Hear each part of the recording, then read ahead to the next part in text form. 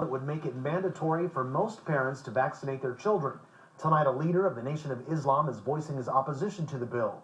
KCAL 9's Randy Page explains why some people feel there should be personal exemptions allowed. Until we hear from Dr. Thompson on his findings, we should not go forward with any bills. Minister Tony Muhammad, speaking to us today by satellite from Atlanta, is talking about Senate Bill 277, which would require public school students to be immunized regardless of their parents' personal beliefs.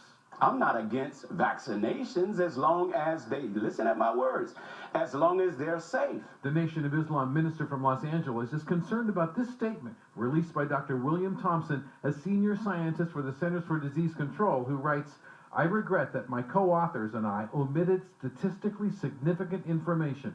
Dr. Thompson is referring to this 2004 study he co-authored, which concludes there is no evidence measles vaccinations cause autism.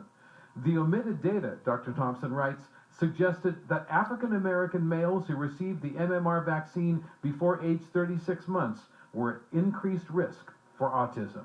This was bad data.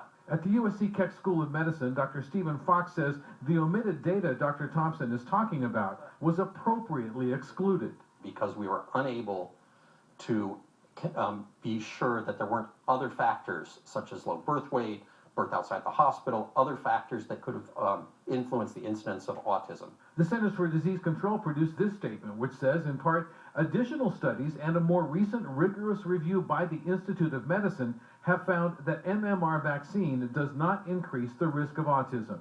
And the CDC scientist at the center of this controversy writes, "I want to be absolutely clear that I believe vaccines have saved and continue to save countless lives. I would never suggest that any parent avoid vaccinating children of any race." I think all sane people should say, let's hold up until we hear from Dr. Thompson. Minister Tony Muhammad says written words alone are not enough.